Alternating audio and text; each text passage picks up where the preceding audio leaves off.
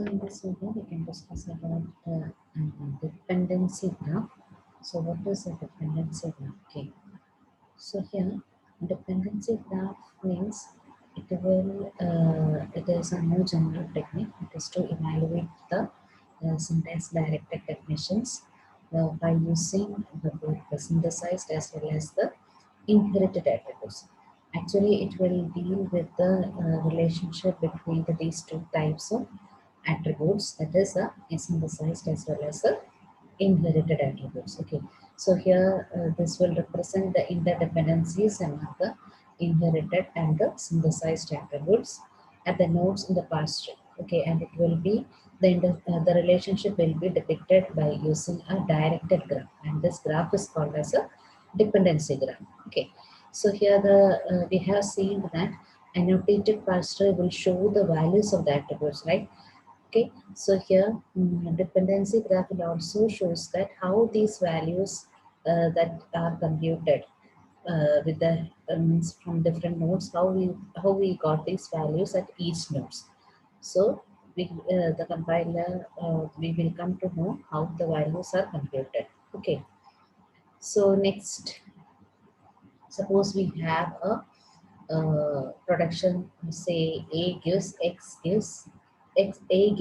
Y. Okay, so and we have an attribute small letter A for capital A. This is the attribute non-terminal A, and there is a, in order to find out the value for this attribute A, we have using a function F. Okay, and with the help of the attributes for non-terminals X and Y, we will get the value for A. That is, these are the synthesized attributes, because the A is getting value from its child node. The production is A gives X, Y. So X and Y are the child of capital A. Therefore, we got the value for this attribute. By using this X, small letter X and small letter Y. Okay. So we can say that these are a synthesized attribute. So here, this rule defines a synthesized attributes for the capital A that depends on the attributes X and Y. Okay. So here we will say that we can define, or we can draw a, we have already seen how to construct a annotated parse tree, right? So first we can construct the parse tree. Okay, and if we want to make it as a dependency graph, we need to have a directed edge. Okay, and this edge should be drawn from the giver to taker. So who is giving value here? Here the values are given by X and Y. So we need to draw a arrow mark from X and Y to A. The head of that particular arrow should be pointed to A. So this is how we will get a directed graph. Okay, so we can consider an example. See, protection is E gives E1 plus E2, and the semantic rule for this particular protection is E gets value from the value from E1's value and the E2's value. Okay, when we add these two values, then we get the value for E. Okay, the attributes for E. Okay, so here the what will be the annotated parse tree? That is E dot val will be having three childs, that is E1 dot val plus E2 dot val, right? So here the E dot val will get a value from E1 dot val and E2 dot val. So we need to draw a arrow mark from E1 dot val to E dot val. That is from giver. So this is the giver to taker. That is the direction. So here, uh, so we can have a arrow mark from this to this direction. That is from giver to taker. From giver, this is the giver to taker. Okay. So the arrow mark's head should point from the giver to taker. So taker should be having the head of the pointer. Okay. So next, so here, in order to construct this dependency graph, some steps should be followed. And the first step, we can see what is the first step. That is, if you have a production like L gives L comma ID. Okay. So, and for that production, if you are writing a semantic rule in such a way that if there is a function, so here the function is giving the sample function. Okay, we are considering a sample function that is a enter underscore type. Okay, this is a function name. Okay, then if there is a function specified in a semantic rule, then we have to add a dummy attribute for that particular semantic rule. Okay, so here if we are considering this productions, these are the productions and the equivalent semantic rule. So here in this step, that is L gives L1 comma id. Here we have a function that is enter underscore time. Okay, so this is simply a function that is used to add the data type of the attribute that is in L comma n into the symbol table. Okay, so the data type will be added to this particular entry. Okay, so here also we will add the here also entry underscore type is there. So here also we will add the data type to the particular corresponding ID. Okay, that is what we are doing here. Okay, so here, so in this places we need to add a dummy attribute. So here my dummy attribute is 80. Okay, so here wherever I am using this production, I am giving a dummy attribute for this, because I'm here there is a function enter underscore type. Okay, so this is the annotated parse tree.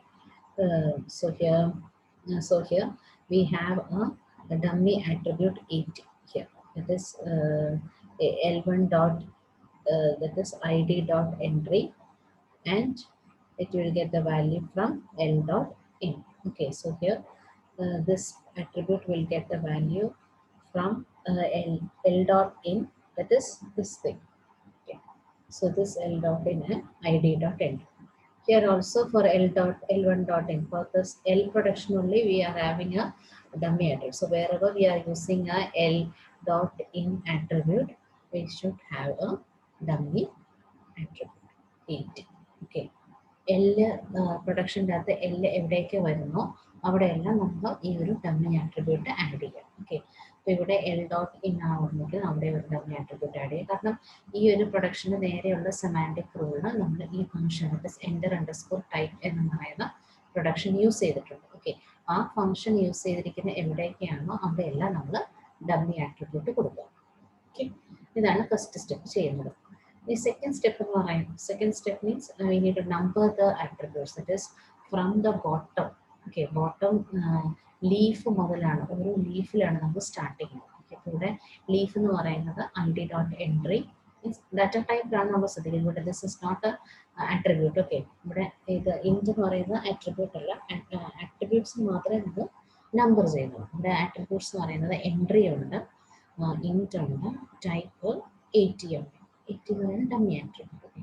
So ലീഫിൽ നമ്മൾ start ചെയ്യാണ്. So here id dot entry, പിന്നെ ഇവിടെ ഒരു id dot entry. Okay, 2 entry ഉള്ളൂ. So അവിടെ 1, ഇവിടെ 2. പിന്നെ നമ്മൾ ഒരു ഫ്രം ലെഫ്റ്റ് ടു റൈറ്റ് ഉള്ള മാനറിലാണ് ട്രാവേഴ്സ് ചെയ്യുന്നത്, നമ്പറിൽ പോകുക. പിന്നെ നമ്മൾ ചെയ്യുന്നത് ടി ഡോട്ട് ടൈപ്പ്. ഓക്കെ, അതിന് 3 കൊടുത്തു. Then L dot in, in എന്ന് പറയുന്ന ഈ ആട്രിബ്യൂട്ടിന് 4 കൊടുത്തു. പിന്നെ അറ്റിന് നമ്മൾ 5 കൊടുത്തു. ദെൻ L ഡോട്ട് 6ന് നമ്മൾ L ഡോട്ട് ഇന്നിന് നമ്മൾ 6 കൊടുത്തു. അടുത്ത അറ്റിന് നമ്മൾ 7 കൊടുത്തു. Okay, we can start numbering the attributes from the leaf level. Okay, ലീഫിൽ നിന്ന് മുകളിൽ എത്തിക്കഴിഞ്ഞിട്ട് പിന്നെ left to right direction. Okay, so ഇവിടെ നമ്മൾ ഇനി നമ്മൾ ഡിപ്പെൻഡൻസി ഡ്രോ ചെയ്യണം. അപ്പോൾ ഡിപ്പെൻഡൻസി മീൻസ് ആരോ മാർക്ക് അല്ലേ, from the giver to taker. Head നമ്മൾ ടേക്കറിലോട്ട് വയ്ക്കണം. ഇവിടെ ഫസ്റ്റ് കേസ് എന്ന് പറയുന്നത് ഏതാ, ഒരു ആട്രിബ്യൂട്ട്. ഇപ്പം id ഡോട്ട് എൻട്രിന്ന് നമുക്ക് ഫംഗ്ഷൻ വഴിയാണ് വാല്യൂ കിട്ടുന്നത്. പിന്നെ ഇവിടെ നമുക്ക് ഫംഗ്ഷൻ വഴിയാണ് വാല്യൂ കിട്ടുന്നത്. ഓക്കെ, ഇനി നമുക്ക് ഇത് നോക്കാം. ഈ L ഡോട്ട് ഇന്ന് എവിടെ നിന്നാണ് വാല്യൂ വരുന്നത്? So here according to our production L dot n will get the value. Okay, L dot n എവിടെ നിന്നാണ് കിട്ടുന്നത്? ടി ഡോട്ട് ടൈപ്പ് എന്നാണ് കിട്ടുന്നത് അല്ലേ. So L dot n means it is an inherited attribute. Okay, it's because value ഈ ഒരു ആട്രിബ്യൂട്ടിന് in എന്ന് പറയുന്ന ആട്രിബ്യൂട്ടിന് അതിൻ്റെ വാല്യൂ എവിടെ നിന്ന് കിട്ടുന്നു? From the sibling. T dot type എന്ന് പറയുന്ന സിബ്ലിങ്ങിൽ നിന്നാണ് വാല്യൂ കിട്ടുന്നത്. അതുകൊണ്ട് in എന്ന് പറയുന്ന attribute it is A inherited attribute. So here they are taking values from t dot type, that is a sibling. Okay, അത് ലെഫ്റ്റ് സൈഡിലുള്ള സിബ്ലിംഗ് തന്നെയാണ്. ഓക്കെ, അതുകൊണ്ട് ഇൻഹെറിറ്റഡ് ആട്രിബ്യൂട്ട് ആണ്. ഓക്കെ, അപ്പം ആരോ മാർക്ക് എങ്ങോട്ടായിരിക്കും? From the giver. ഇതാണ് T dot type ആണ് giver. Giver take the L dot arrow mark from here to this direction. So just ഞാൻ ഒന്ന്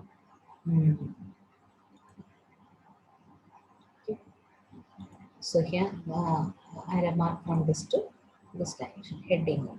Okay, ഇനി നെക്സ്റ്റ് എന്താ വരുന്നത്? അടുത്ത attribute again there is l dot in. So ഈ ഒരു l dot ന്റെ വാല്യൂ എവിടെ നിന്നാണ് വരുന്നത്? This value l dot in means ഇത് കിട്ടുന്നത് we can have the value from this value, from the parent. Okay, അപ്പോൾ ഈ ഒരു ആട്രിബ്യൂട്ടിന്റെ വാല്യൂ l dot in ന്റെ വാല്യൂ കിട്ടുന്നത് ഈ ഒരു പേരന്റ് വാല്യൂമാണ്. ഓക്കെ, സോ അതും ഒരു ഇൻഹെറിറ്റഡ് ആട്രിബ്യൂട്ട് ആണ്. ഇൻഹെറിറ്റഡ് ആട്രിബ്യൂട്ടിന് അതിന്റെ പേരന്റിൽ നിന്നോ അല്ലെങ്കിൽ അതിന്റെ സിബ്ലിംഗിൽ നിന്നോ ആണ് അതിന്റെ വാല്യൂസ് കിട്ടുന്നത്. Okay, so here we can take the value. അപ്പം ഇവിടെ ഓൾറെഡി ഇവിടെ വരെ വന്നു, ഇവിടെ നമുക്ക് വാല്യൂ കിട്ടി. ഈ വാല്യൂ ആണ് നമുക്ക് ഈ എൽ ഡോട്ട് എന്നിലോട്ട് കൊടുക്കുന്നത്. Okay, so from giver to taker. Okay, arrow mark അങ്ങനെ. ഓക്കെ, ഇനി നെക്സ്റ്റ് എന്താ? 80 ഉണ്ട്. 80 എന്ന് പറയുന്ന ഫംഗ്ഷനിൽ നിന്ന് കിട്ടുന്നത്. ഫംഗ്ഷൻ്റെ അകത്ത് നമുക്ക് രണ്ട് ആട്രിബ്യൂട്ട്സ് ആണുള്ളത്. ഒന്ന് എൽ ഡോട്ട് ഇന്നും ഉണ്ട്, പിന്നെ ഐ ഡി ഡോട്ട് എൻട്രി ആണുള്ളത്. സോ ഹിയർ ഈ ഒരു ആട്രിബ്യൂട്ട്, ഡമ്മി ആട്രിബ്യൂട്ട് 80ക്കകത്ത് നമുക്ക് രണ്ട് സൈഡിന് വാല്യൂ കൊടുക്കും. ഒന്ന് എൽ ഡോട്ട് ഇന്നിൻ്റെ വാല്യൂ വരും, പിന്നെ ഈ ഒരു ഐ ഡി ഡോട്ട് എൻട്രിയിലോട്ടും നമ്മൾ വാല്യൂ കിട്ടും. ഓക്കെ, സിമിലർലി ഹിയർ ഓൾസോ ഇവിടെ എൽ ഡോട്ട് ഇൻ ഇവിടെ നിന്നും വാല്യൂ വരും, പിന്നെ ഈ ഒരു ഐ ഡി ഡോട്ട് എൻട്രിയിൽ നിന്നുള്ള. So this is the dependency. Okay, അപ്പം ഈ ഒരു ആരോ മാർക്ക് ഇതാണ് നമ്മുടെ ഡിപ്പെൻഡൻസി ഗ്രാഫ് എന്ന് പറയുന്നത്. Okay, so here L dot in is taking value from in. അപ്പം ഈ ഒരു കേസാണ് ഈ പറഞ്ഞിരിക്കുന്നത്. That is 6 will be taking value from 4. Okay, inherited ആയിട്ടുള്ള വാല്യൂ ആണ്. Okay, then again the enter ടൈപ്പിന്റെ കാര്യം പറയുന്നത്. സോ സിൻസ് അറ്റ് എന്ന് പറയുന്നതാണ് നമ്മുടെ dummy attribute. That is 5 means ഇവിടെ നമ്പർ വെച്ചാണ് പറയുന്നത് കേട്ടോ. നമ്മൾ ഒരു ആട്രിബ്യൂട്ടിൽ നമ്പർ പറഞ്ഞിട്ടുണ്ട്, അത് വെച്ചാണ് പറയുന്നത്. So 5 will be taking value from L dot in that is 4 and to I D dot entry that is 2. Okay, so ഓരോ ആട്രിബ്യൂട്ടിനും ഇൻഡിവിജ്വലി നമുക്ക് അറിയാൻ വേണ്ടിയാണ് നമ്മൾ നമ്പേഴ്സ് കൊടുക്കുന്നത്. ഈ നമ്പേഴ്സ് വെച്ചാണ് ഈ ആട്രിബ്യൂട്ട്സ് നമുക്ക് അറിയാം. ഓക്കെ, സോ നെക്സ്റ്റ് നമ്മൾ പോകുന്നു. നെക്സ്റ്റ് അത് ഇപ്പം നമുക്ക് കിട്ടിയ ഔട്ട്പുട്ട് ഇങ്ങനെ വരും. ഞാനിപ്പോൾ വരച്ച് കാണിച്ചു തന്നെയാണ്. അപ്പം എൽ ഡോട്ട് ഇൻ വരുമ്പോഴത്തേനും നമ്മൾ we are using these two function attributes use ചെയ്യുന്നത്. ഒന്ന് ഐ ഡി ഡോട്ട് എൻട്രി, പിന്നെ എൽ ഡോട്ട് ഇന്നിൻ്റെ വാല്യൂ വേണം. അതുകൊണ്ടാണ് നമ്മൾ ഈ ഒരു ഡമ്മി ആട്രിബ്യൂട്ട് കൂടെ വരുന്നതിന് ഇത് രണ്ടും കൊടുത്തത്. ഓക്കെ, സോ പിന്നെ next how we can see, ഇത്രയാണ് നമുക്ക് ഡിപ്പെൻഡൻസി ഗ്രാഫിൽ മെയിൻലി വരുന്നത്. സോ നെക്സ്റ്റ് നമുക്ക് ഈ dependency graph, why it is what is the relevance of drawing a dependency graph in compiler design. Okay, so the basic idea for the dependency graph ഞാൻ പറഞ്ഞു, we need to know the dependencies or interdependencies between the different attributes, right? നമുക്ക് synthesized attributes ഉണ്ട്, inherited attributes ഉണ്ട്. ഇത് തമ്മിലുള്ള interdependencies അറിയാൻ വേണ്ടിയാണ്. അപ്പം നമ്മൾ എക്സിക്യൂഷൻ നടക്കുമ്പോൾ നമ്മുടെ എക്സിക്യൂഷൻ്റെ ഓർഡർ കറക്റ്റായിട്ട് വരാൻ വേണ്ടിയാണ് നമ്മൾ ഡിപ്പെൻഡൻസി ഗ്രാഫ് യൂസ് ചെയ്യുന്നത്. ഓക്കെ, അപ്പം അതർവൈസ് സപ്പോസ് ചില സമയത്ത് വേണമെന്നുണ്ടെങ്കിൽ ഒരു വ്യത്യാസം അല്ലെങ്കിൽ റോങ് ഓർഡറിൽ നമുക്ക് നമ്മുടെ എക്സിക്യൂഷൻ നടക്കുമ്പോൾ, so in order to prevent that thing we can use a dependency graph in a compiler design. Okay, so here the meaning, നമുക്ക് meanings, there are some of the, ഇപ്പം എങ്ങനെയാണ് നമ്മുടെ evaluation order of this graph create ചെയ്ത് കഴിഞ്ഞാൽ എങ്ങനെയാണ് നമ്മൾ order select ചെയ്യുന്നത്. So for that we are using a topological sort. Okay, topological sort എന്ന് പറയുന്ന sorting ആണ്, that is done to this directed acyclic graph ആണ്.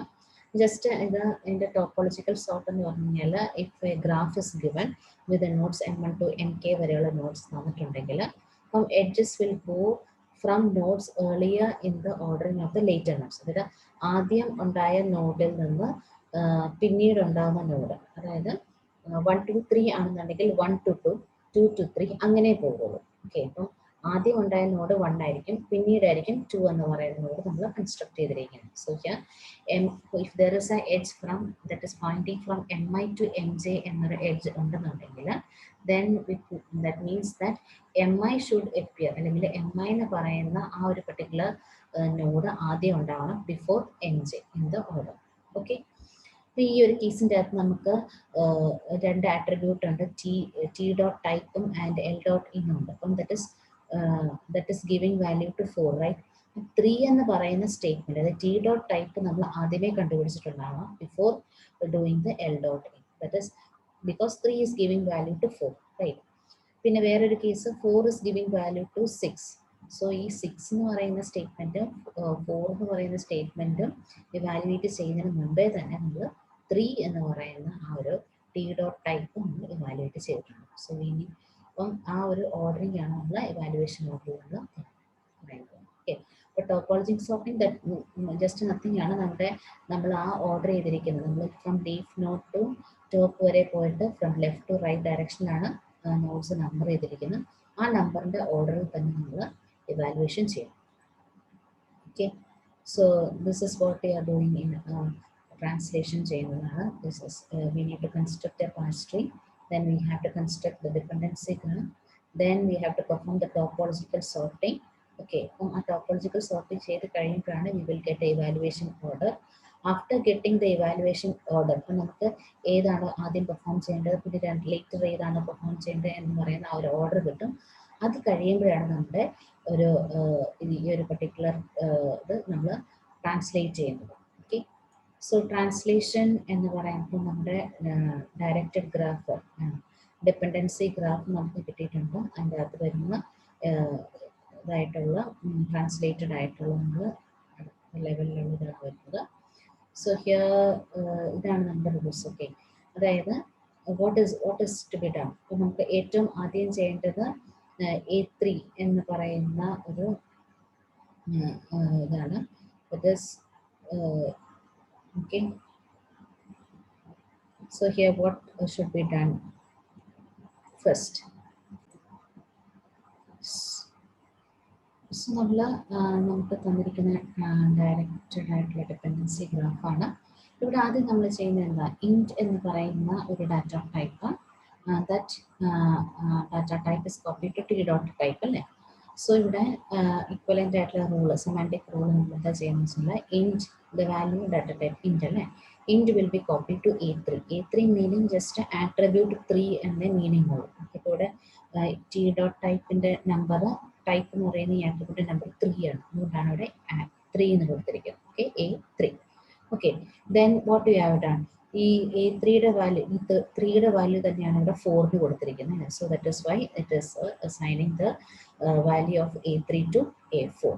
Okay, that is the second step that has to be done. Okay, രണ്ടാമത്തെ step ചെയ്യേണ്ടത്. ഇപ്പോൾ നമുക്ക് ഇവിടെ രണ്ടിടത്തും വാല്യൂ, പിന്നെ നമുക്ക് എന്താ ചെയ്യേണ്ടത്, again we need to enter the type. നമുക്ക് ഫംഗ്ഷൻ ഉണ്ട്, എൻ്റർ ടൈപ്പ് എന്ന് പറയുന്ന ഫംഗ്ഷൻ ഉണ്ട്.